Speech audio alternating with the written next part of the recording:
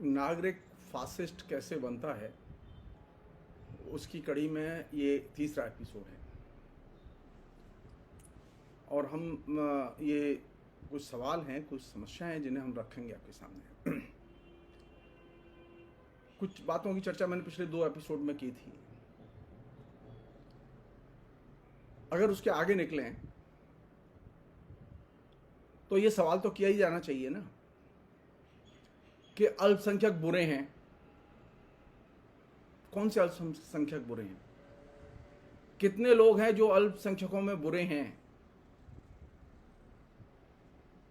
मुसलमान बुरे हैं या ईसाई बुरे हैं या बौद्ध बुरे हैं? इनमें कितने लोग हैं ऐसे बुरे हैं या पूरा का पूरा समुदाय बुरा है?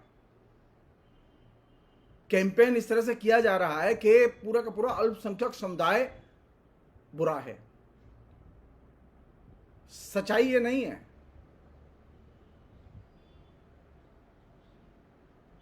उत्तर भी नहीं है उनके पास में। ये जो लोग ये कहते हैं कि अल्पसंख्यक बुरे हैं, मुसलमान बुरे हैं, ईसाई बुरे हैं, उनसे पूछो कितने मुसलमान हैं जो बुरे हैं जिनके तुम नाम जानते हो। सरकार नाम जानती है कि ये बुरे लोग हैं। कोई दिक्कत नहीं है। जब आप माफियाओं की लिस्ट निकालते हैं तो हिंदुस्तान में बुरे लोगों की भी एक लिस्ट निकालिए। पता तो चले कि हिंदू कितने बुरे हैं और मुसलमान कितने बुरे हैं, ईसाई कितने बुरे हैं। यह कौन सी बात हुई कि आप एक तरफा प्रचार करेंगे कि मुसलमान बुरे हैं, ईसाई बुरे हैं और मोटे तौर पर अल्पसंख्यक बुरे हैं। यह एक तरह से फेक प्रचार है। और यह प्रचार इसलिए है जिससे कि लोगों को, समाज को हिंदू बनाम मुसलमान में, हिंदू बनाम ईसाई में ध्रुवीकृत किया जाए। इसका वास्तविकता से कोई लेना देना नहीं है। एक अन्य चीज है जिस पर कायदे से विचार करना चाहिए कि ये जो मीडिया है, फिल्म है, टेलीविजन है, रेडियो है, ये तमाम किस्म का मीडिया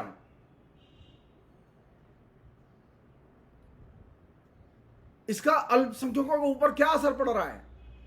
क्योंकि इस मीडिया से लगातार हेट कैंपेन जारी है।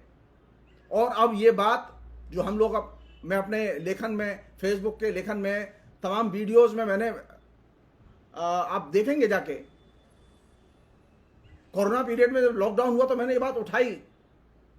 कई सीरीज में मैंने वीडियो किया कि अल्पसंख्यकों के बारे में किस तरह से गलत धारणाएं फैलाई जा रही हैं। संयोग की बात है कि सुप्रीम कोर्ट ने इसे नोटिस लिया और इंडोर्स किया कि भारत में बड़े पैमाने पर हेट कैंपेन चल रहा है। कौन लोग चला रहे हैं वो? क्या ईसाई संगठन हेट कैंपेन चला रहे हैं? क्या मुसलमान हेट कैंपेन चला रहे हैं? अगर मीडिया हेट कैंपेन चला रहा है, जैसा कि टेलीविजन के कई चैनलों के बारे में सुप्रीम कोर्ट ने खुद नोटिस लिया,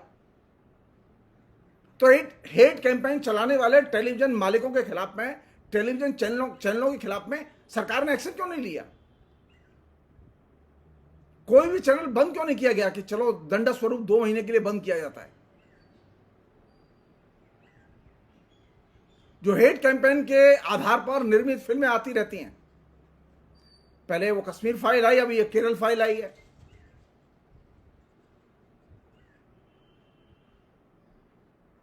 हमने कभी सोचा है कि मुसलमानों का जो फिल्मों में चित्रण है, मुसलमानों का जो मीडिया में चित्रण है, उसका अल्पसंख्यकों के ऊपर या मुसलमानों के ऊपर या ईसाइयों के ऊपर क्या असर पड़ेगा?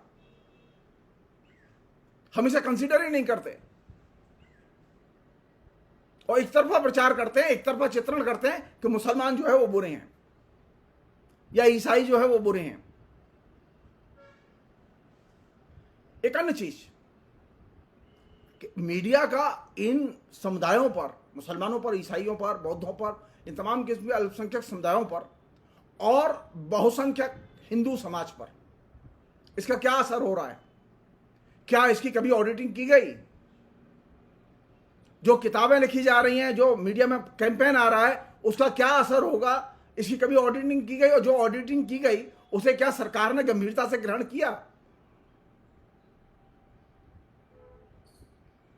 पहले प्रेस कमीशन से लेकर बाबरी मस्जिद के विध्वंस तक मीडिया की कवरेज को लेकर पहले प्रेस कमीशन ने 1947 के भारत विभाजन के मीडिया कवरेज को नोटिस दिया था और बताया था किस तरह से मीडिया ने सांप्रदाय को घृणित प्रचार किया था।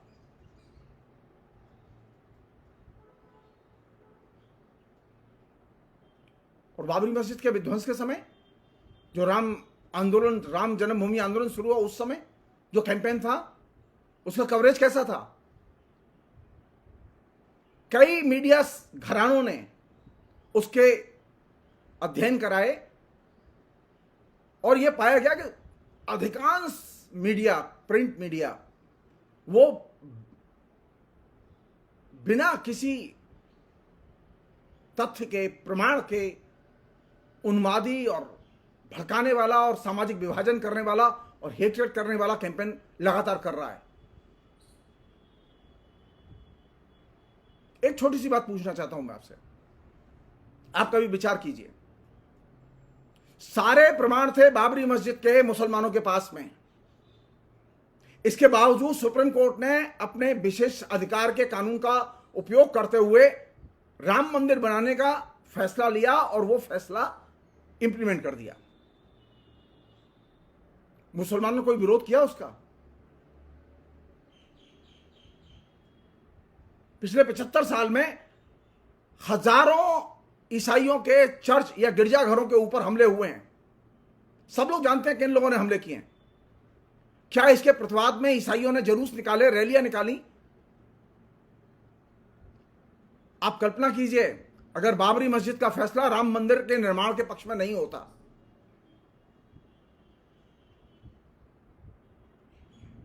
तो जो राम राम कर रहे हैं ना, वो राम राम से सत्य है कर रहे होते इस देश में, इस देश को नरक बना देते। खुलेआम कह रहे हैं कि वोट नहीं दोगे तो दंगे होंगे बाद में।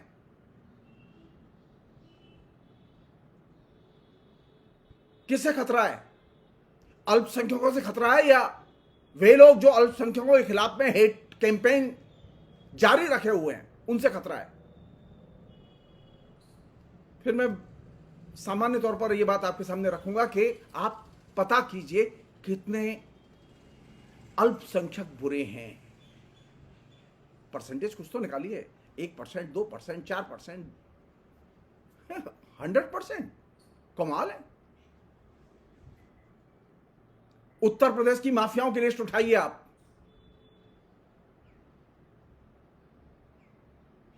अधिकांश माफिया किस धर्म के मानने वाले हैं, उनके नाम से पता चल जाएगा। इमेज ऐसे क्रिएट की जा रही है कि खाली मुसलमान माफिया होते हैं। जी नहीं, तथ्यों के आधार पर देखा जाना चाहिए।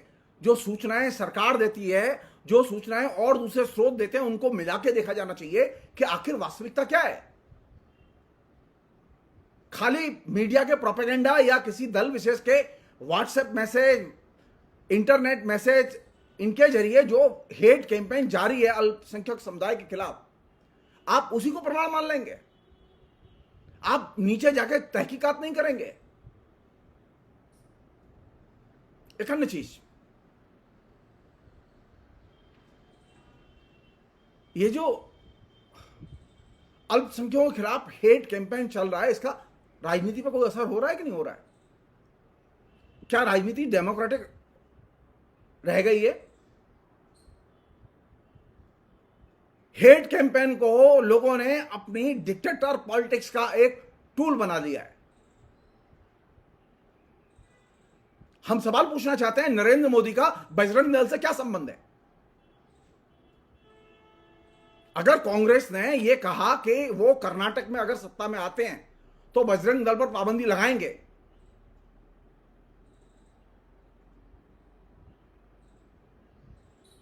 तो नरेंद्र मोदी को इसमें बीच में बोलने की क्या जरूरत थी? क्या बजरंग दल के सदस्य हैं प्रधानमंत्री या उनकी कैबिनेट के लोग? वो भारतीय जनता पार्टी के सदस्य हैं। लेकिन बजरंग दल का उल्लेख करके प्रच्छन्नता और उसे भ्रष्टतम रूप में बजरंग बली के साथ जोड़कर, हनुमान जी के साथ जोड़कर, किसकी हिफाजत में खड़े हैं प्रधानमंत्री?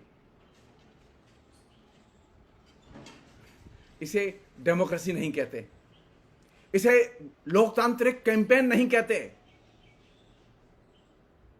जब आप हेट स्पीच, जब आप गलत काम करने वाले संगठनों के पक्ष में खड़े होकर सत्ता के मंच से बोलते हैं, तो आप लोकतंत्र को क्षतिग्रस्त करते हैं।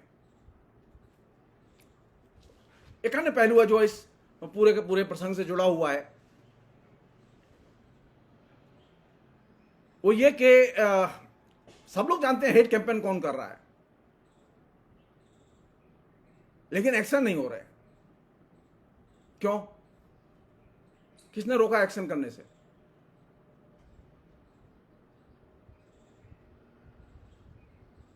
आपको एक्शन की फुर्सत ही नहीं मिली कभी, सुप्रीम कोर्ट की बार बार दुहाई देने के बावजूद, कहने के बावजूद भी।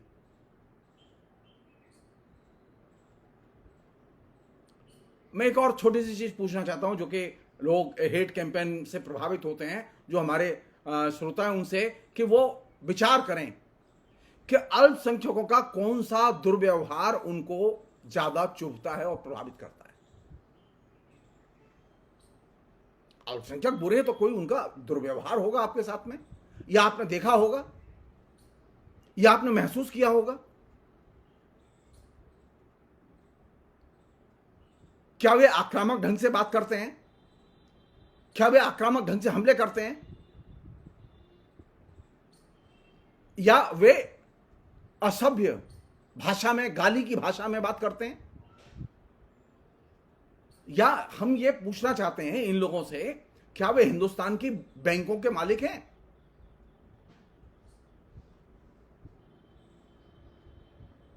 क्या उनके पास में, अल्पसंख्यकों के पास में, हिंदुस्तान में अनेक बड़े बड़े स्टोर्स और बड़े बड़े मॉल हैं? किसके पास है ये मॉल? किसके पास है बड़े बड़े स्टोर्स? किसका है हिंदुस्तान के बिजनेस पर सबसे अधिक कब्जा? बैंकों पर किसका कब्जा है? आपने कभी सोचा इस बात को? कहां दुर्व्यवहार हो सकता है आदमी के साथ में? ये बार बार कहा जा रहा है कि अल्पसंख्यक बुरे होते हैं, तो ये तो बताया जाना चाहिए कि उनका कौन सा दुर्व्यवहार आपको प्रभावित करता है, कौन सा दुर्व्यवहार जो आपने देखा।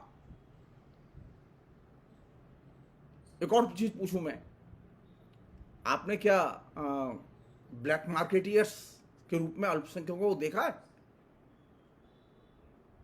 क्या आपने किसी ईसाई और बौद्ध को ब्लैक मार्केटिंग करते देखा है?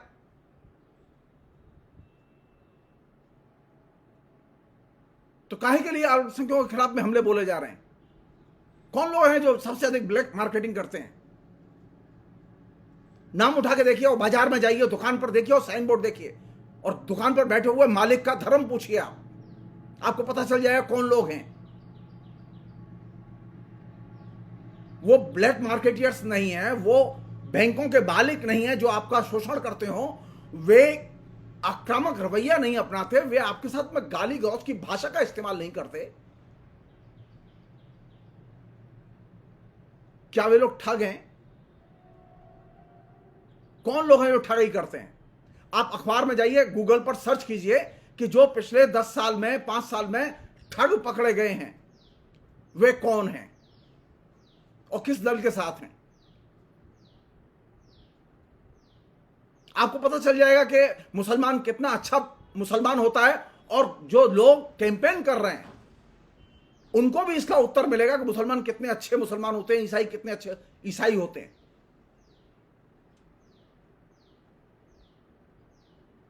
एक अन्य चीज, और बहुत महत्वपूर्ण चीज,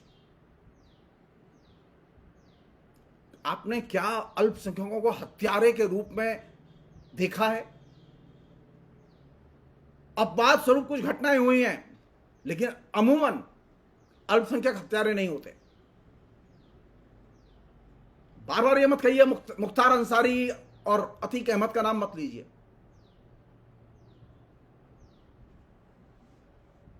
वो डेफिनेटली क्रिमिनल हैं और माफिया हैं, उनको दंड देना कानून का काम है। लेकिन उनके बिना पर, उनके मतलब चरित्र के आधार पर आप मुसलमानों को तो क्रिमिनल घोषित नहीं कर सकते। मुसलमान हत्यारे नहीं होते, बैंक के लुटेरे नहीं होते। बैंक के लुटेरे कौन लोग हैं? कौन लोग हैं जिनके पास में बैंक का पैसा डूब गया?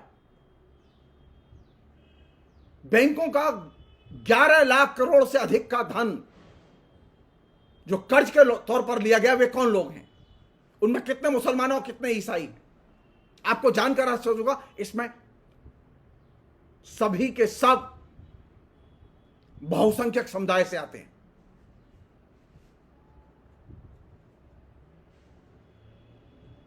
कौन लोग हैं जो फरार हो रहे हैं हिंदुस्तान से? मुसलमान फरार हो रहे हैं? जी नहीं। मुस्लिम देशों में जाके अगर मुसलमान अपराधी होते, हत्यारे होते, ठग होते, दुर्व्यवहार करने वाले होते, तो मिडिल ईस्ट से अरबों की संपत्ति हिंदुस्तान में मनी ऑर्डर के जरिए और बैंक के जरिए नहीं आती। हिंदुस्तान के लाखों लोग, केरल से लेकर बिहार तक लाखों लोग मुस्लिम देशों में, इस्लामिक देशों में काम करते हैं और करोड़ों रुपया सालाना हिंदुस्तान को भेजते हैं।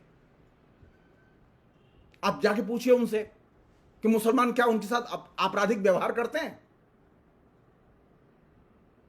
आप अपने शहर में देखिए, अपने यार दोस्तों में देखिए कि वो क्रिमिनल कितने हैं।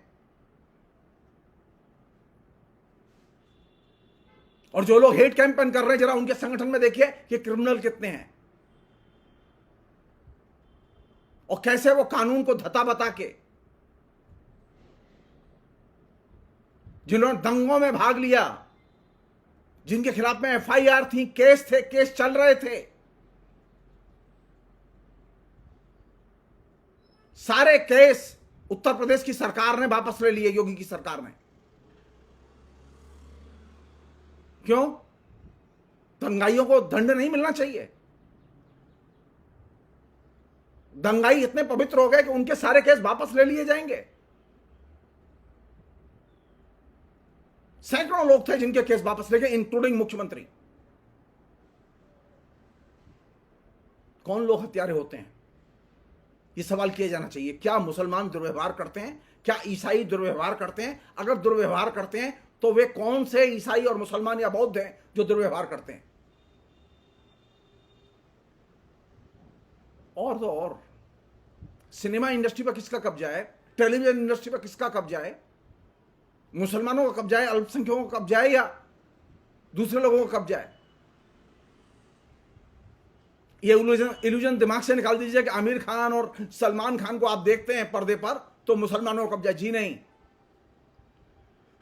फिल्म इंडस्ट्री के मालिक जो शुद्ध मुनाफा कमाते हैं, वे मालिक अधिकतर हिंदू हैं।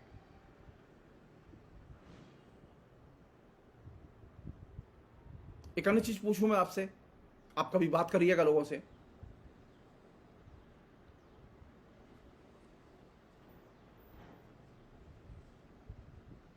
क्या चीजों को हड़पने की कोशिश,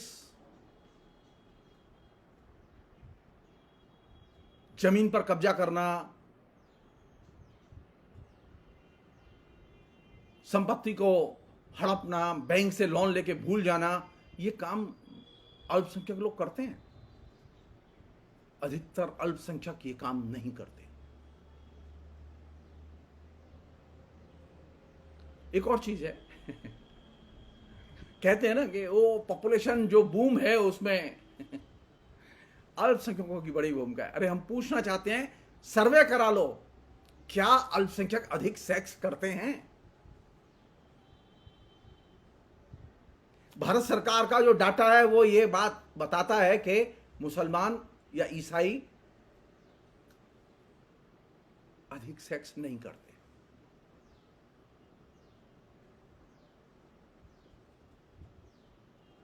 एक और चीज, लगातार ये हो रहा है कि मुसलमानों को सेकंड ग्रेड या ईसाइयों को सेकंड ग्रेड नागरिक के तौर पर देखा जाना चाहिए। लोग खुश हैं इस बात से कि मुसलमानों को तो एकदम साइज कर दिया नरेंद्र मोदी ने, चाहे कुछ किया या ना किया। अरे मुसलमान हिंदुस्तान के नागरिक हैं, उन्हें वही समान संवैधानिक अधिकार प्राप्त हैं जो किसी हिंदू को हैं। आप ये जान लीजिए, आज मुसलमान के ऊपर हमले हो रहे हैं, उसके अधिकार छीने जा रहे हैं, ईसाई पर हमले हो रहे हैं, उसके अधिकार छीने जा रहे हैं, कल आपके ऊपर भी हमले होंगे। हमलावर जो लोग हैं वो न हिंदू धर्म के सगे हैं, न इस्लाम के सगे हैं, न ईसाई धर्म के सगे हैं, वो सिर्फ एक ही चीज के सगे हैं, लूट मार और हिंसा। इसलिए ये जो कैंपेन है, हेट कैंपेन है, ये जो फासिज्म के लिए हवा बनाने वाला जो कैंपेन है, उस कैंपेन में ये चीज बार बार पूछी जानी चाहिए कि क्या वे षड्यंत्र रचते हैं अल्पसंख्यक लोग? क्या वे मेहनत से जी चुराते हैं? जी नहीं, वे मेहनत से जी नहीं चुराते और न वे षड्यंत्र रचते हैं।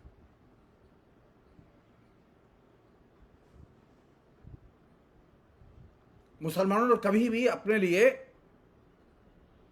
अल्पसंख्यकों ने कभी भी अपने लिए पिछले 75 साल में जो संविधान में पहले से तय है, वे उसका ईमानदारी से पालन कर रहे हैं और वे उम्मीद कर रहे हैं कि सरकार भी उसका पालन करे। इसलिए जरूरत इस बात की है कि हम सिर्फ एक चीज कर लें तो हम नागरिक को फासिस्ट होने से बचा सकते हैं। हम सिर्फ अल्पसंख्यकों के, मुसलमानों के, ईसाइयों के, बौद्धों के और दूसरे लोगों के हम दुर्व्यवहार को चिन्हित करें कि वे कौन सा दुर्व्यवहार करते हैं, बिना ये जाने कि वे क्या दुर्व्यवहार करते हैं लोगों के साथ में। हम सीधे हेट कैंपेन में उतर गए, घृणा के प्रचार अभियान में उतर गए कि मुसलमान बुरे होते हैं, ईसाई बुरे होते हैं, वगैरह वगैरह। इससे, इस तरह के हेट कैंपेन से लोकतंत्र कमजोर होता है और जो लोग लोकतंत्र की वकालत कर रहे हैं और साथ साथ हेट कैंपेन भी कर रहे हैं, वे लोकतंत्र के शत्रु हैं। जो किसी भी घृणा के प्रचारक या फासिस्ट ऑर्गेनाइजेशन को राष्ट्र के साथ जोड़ने की कोशिश कर रहे हैं, वे लोकतंत्र के शत्रु हैं। जो किसी भी हत्यारे और दंगाई संगठन को राम और कृष्ण की परंपरा से जोड़ने की कोशिश कर रहे हैं, वे लोकतंत्र के और भारतीय परंपराओं के शत्रु हैं। और इससे सावधान रहने की जरूरत है। और सावधान कैसे रहेंगे? जो सुने उस पर बातें करो, उसे यथार्थ में परखो और फिर देखो कि सच क्या है। बिना सच जाने सुनी सुनाई चीजों पर, लिखी हुई चीजों पर, बताई हुई चीजों, मेरी बात पर विश्वास मत कीजिए। आप जाइए, पता कीजिए कि मुसलमान कैसा दुर्व्यवहार करते हैं, ईसाई किस तरह का दुर्व्यवहार करते हैं। आपको सच्चाई को जानना चाहिए, सच्चाई के आधार पर संबंध बनाने चाहिए और सच्चाई के आधार पर राय बनानी चाहिए। प्रोपेगेंडा के आधार पर राय बनाने से बचना चाहिए। फिलहाल इतना ही।